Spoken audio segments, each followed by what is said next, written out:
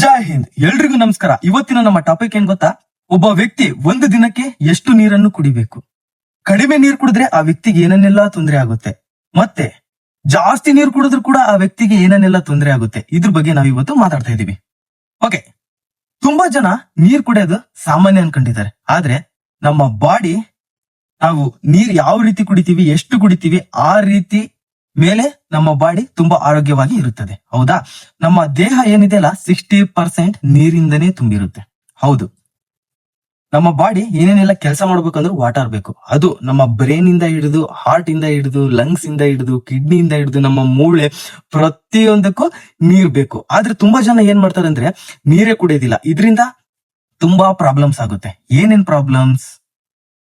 ನಮ್ಮ ಬಾಡಿಯಲ್ಲಿ ಏನೇ ಪ್ರಾಬ್ಲಮ್ ಬಂದ್ರು ಕೂಡ ಅದು ನೀರಿಂದನೇ ಬರುತ್ತೆ. ಹೌದು, ನಮ್ಮ ಸ್ಕಿನ್ ಕೂಡ ತುಂಬಾ ಚೆನ್ನಾಗಿ ಗ್ಲೋ ಬರಬೇಕು, ಚೆನ್ನಾಗಿ ಕಾಣ್ಬೇಕು. ಒಂದು ಪಿಂಪಲ್ಸ್ ಕೂಡ ಬರಬಾರ್ದು, ಬ್ಲಾಕ್ ಹೆಡ್ಸ್, ವೈಟ್ ಹೆಡ್ಸ್ ಈ ರೀತಿ ಬರಬಾರ್ದು. ಚರ್ಮದ ಕಾಂತಿ ಹೋಗಿರುತ್ತೆ, ಚರ್ಮ ರೋಗ ಟೈಪ್ ಬರೋದಾಗಿರ್ಬೋದು, ಮತ್ತೆ ಕಿಡ್ನಿ ಸ್ಟೋನ್ ಆಗೋದಾಗಿರ್ಬೋದು, ಮತ್ತೆ ಕಾನ್ಸ್ಟಿಬೇಷನ್ ಆಗೋದಾಗಿರ್ಬೋದು, ಬ್ಲೋಟಿಂಗ್ ಆಗೋದಾಗಿರ್ಬೋದು. ಕಾನ್ಸ್ಟಿಬೇಷನ್ ಮೀನ್ಸ್ ನಾವೇನ್ ತಿಂದಿರ್ತೀವಲ್ಲ ಅದು ಜೀರ್ಣನೇ ಆಗಲ್ಲ, ಇಲ್ಲಿ ಎದೆಲೆ ಸಿಕ್ಕಣ ರೀತಿ ಆಗಿರ್ಬೋದು, ಕೂದಲು ಉದ್ರೋದಾಗಿರ್ಬೋದು, ಮತ್ತೆ ನಮ್ಮ ಮಂಡೆಗಳೆಲ್ಲ ನೋವು ಬರೋದಾಗಿರ್ಬೋದು, ಮೂಳೆಗಳೆಲ್ಲ ನೋವು ಬರೋದಾಗಿರ್ಬೋದು, ಕಣ್ಣು ಕ್ಲೀನ್ ಆಗಿ ಕಾಣದೇ ರೀತಿ ಆಗೋದಾಗಿರ್ಬೋದು.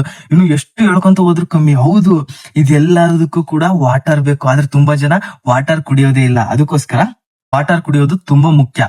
ನೀವು ಒಂದು ದಿನಕ್ಕೆ ಎಷ್ಟು ಲೀಟರ್ ನೀರ್ ಕುಡಿತೀರಾ ಅಂತ ಕಮೆಂಟ್ ಮಾಡ್ರಿ, ನೋಡೋಣ ನೀವು ಕರೆಕ್ಟ್ ಆಗಿ ನೀರ್ ಕುಡಿತಿದ್ದೀರಾ ಇಲ್ಲ ಒಂದು ದಿನಕ್ಕೆ ಅಂತ ಗೊತ್ತಾಗುತ್ತೆ ಈ ವಿಡಿಯೋದಲ್ಲಿ ಹೋಗ್ತಾ. ಓಕೆ, ಫಸ್ಟ್ ಟೈಮ್ ಏನಾದ್ರೂ ನೀವು ನನ್ನ ಯೂಟ್ಯೂಬ್ ಚಾನಲ್ ನೋಡ್ತಾ ಇದ್ರೆ ಸಬ್ಸ್ಕ್ರೈಬ್ ಮಾಡ್ರಿ. ಇಷ್ಟ ಇದ್ರೆ ಸಬ್ಸ್ಕ್ರೈಬ್ ಮಾಡ್ರಿ, ಇಲ್ಲಾಂದ್ರೆ ಬೇಡ. ಅಕಸ್ಮಾತ್ ನೀವೇನಾದ್ರೂ ಸಬ್ಸ್ಕ್ರೈಬ್ ಮಾಡಿದ್ರೆ ಪಕ್ಕದಲ್ಲಿ ಬೆಲ್ ಐಕನ್ ಇದೆಯಲ್ಲ, ಅದನ್ನ ಕ್ಲಿಕ್ ಮಾಡಿ.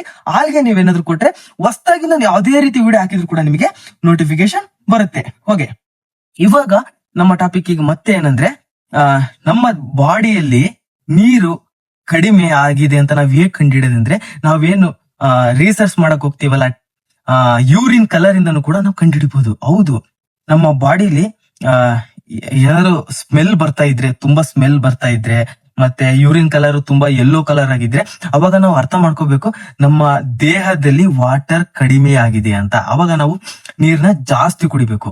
ಹೌದು, ಈಗ ನೀರು ತುಂಬಾ ಜನ ಹೇಳ್ತಿರ್ತಾರೆ, ಎಷ್ಟೊಂದ್ ಜನ ನೀರ್ ಜಾಸ್ತಿ ಕುಡಿಬೇಕು ಅಂತ. ಯಾಕಂದ್ರೆ ಅವ್ರಿಗೆ ಗೊತ್ತಿರೋದಿಲ್ಲ. ಸೈಂಟಿಫಿಕ್ ಆಗಿ ತಿಳ್ಕೊಳ್ಳೋದು ಕೂಡ ತುಂಬಾ ಮುಖ್ಯ.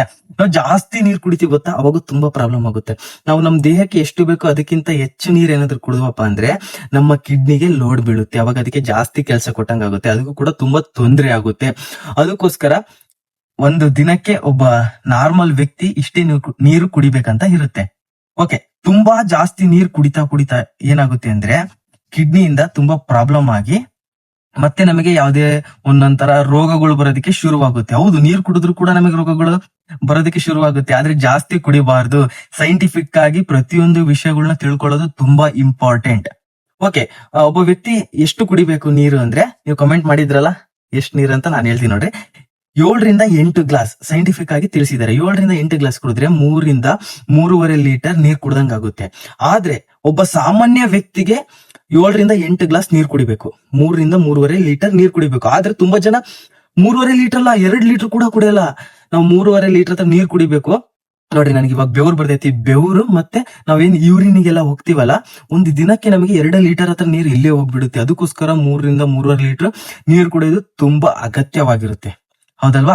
ಮತ್ತೆ ನಾವು ನೀರು ಎಷ್ಟು ಕುಡಿತೀವಿ ಅನ್ನೋದು ತುಂಬಾ ಇಂಪಾರ್ಟೆಂಟ್. ಸಾಮಾನ್ಯ ವ್ಯಕ್ತಿ 3ರಿಂದ 3.5 ಲೀಟರ್ ನೀರ್ ಕುಡಿದ್ರೆ, ಈಗ ಒಬ್ಬ ಸ್ಪೋರ್ಟ್ಸ್ ಅಥ್ಲೀಟ್ ಆಗಿರ್ಬೋದು, ರನ್ನರ್ಸ್ ಆಗಿರ್ಬೋದು, ಬಿಸಿಲಲ್ಲಿ ಕೆಲಸ ಮಾಡೋರಾಗಿರ್ಬೋದು, ಜಾಸ್ತಿ ಜಿಮ್ ಮಾಡ್ತಾರಲ್ಲ ಆ ವ್ಯಕ್ತಿಗಳಿಗೆ ಬೆವರು ಬರೋದಾಗಿರ್ಬೋದು ತುಂಬಾ ಜಾಸ್ತಿ ಆಗಿರುತ್ತೆ. ಮತ್ತೆ ಅವರ ಹೈ ಇಂಟೆನ್ಸಿಟಿ ವರ್ಕೌಟ್ ಎಲ್ಲ ಮಾಡ್ತಾ ಇರ್ತಾರಲ್ಲ, ಸೊ ಅವರಿಗೆ ಇನ್ನು ಜಾಸ್ತಿ ನೀರ್ ಬೇಕಾಗಿರುತ್ತೆ.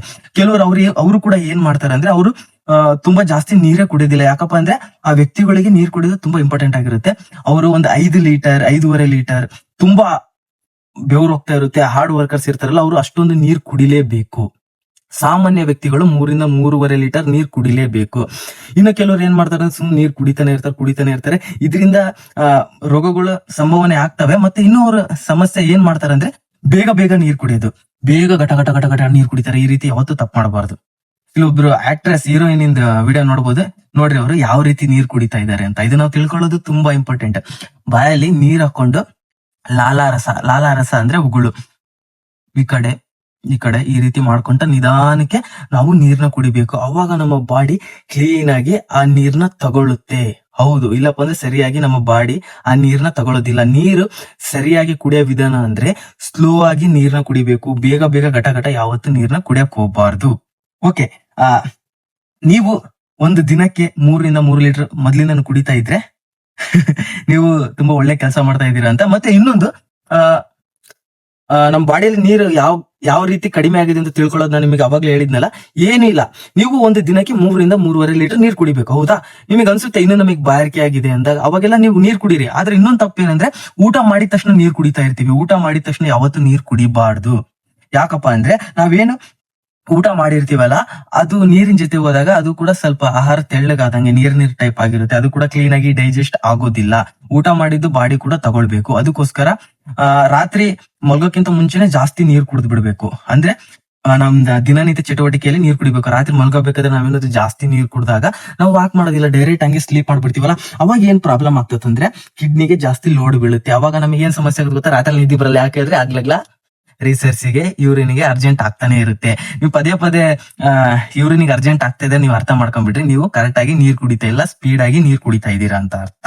ನಮ್ಮ ಬಾಡಿಯಲ್ಲಿ ಏನ್ ಬೆವ್ರು ಬರ್ತಾ ಇದೆಯಲ್ಲ, ನಾರ್ಮಲ್ ಇದ್ರೆ ನಡೆಯುತ್ತೆ. ಈ ಬೆವ್ರು ತುಂಬಾ ಕೆಟ್ಟ ವಾಸನೆ ಹೊಡಿತಾ ಇದ್ರೆ, ನಮ್ಮ ಯೂರಿನ್ ಕೂಡ ಕೆಟ್ಟ ವಾಸನೆ ಹೊಡಿತಾ ಇದ್ರೆ, ನಮ್ಮ ದೇಹದಲ್ಲಿ ನೀರು ಅತ್ಯಗತ್ಯವಾಗಿ ಬೇಕೇ ಬೇಕು. ಅದಕ್ಕೋಸ್ಕರ ನೀರ್ನ ಸ್ವಲ್ಪ ಜಾಸ್ತಿ ಕುಡಿಯೋದಕ್ಕೆ ಪ್ರಯತ್ನ ಪಡ್ರಿ. ಪ್ರಯತ್ನ ಪಡೋದಲ್ಲ, ನೀವು ನೀರ್ ಕುಡಿಲೇಬೇಕು. ಯಾಕಪ್ಪ ಅಂದ್ರೆ ಅಷ್ಟು ಸ್ಮೆಲ್ ಹೊಡಿತಾ ಇದ್ರೆ ಅವ್ರು ನೀರೇ ಕುಡಿತಾ ಇರಲ್ಲ.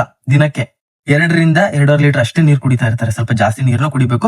ಯಾರ್ಯಾರು ಕಡಿಮೆ ನೀರ್ನ ಕುಡಿತಾ ಇರ್ತಾರಲ್ಲ, ನಿಮ್ಮ ಫ್ಯಾಮಿಲಿಯಲ್ಲಿ ಇರೋರಿಗೆ ಪ್ರತಿಯೊಬ್ಬರಿಗೂ ಶೇರ್ ಮಾಡಿ. ಮತ್ತೊಂದು ವಿಡಿಯೋದಲ್ಲಿ ಸಿಗೋಣ.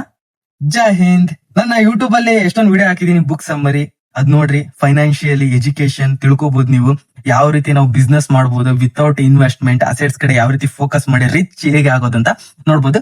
Okay, love you all.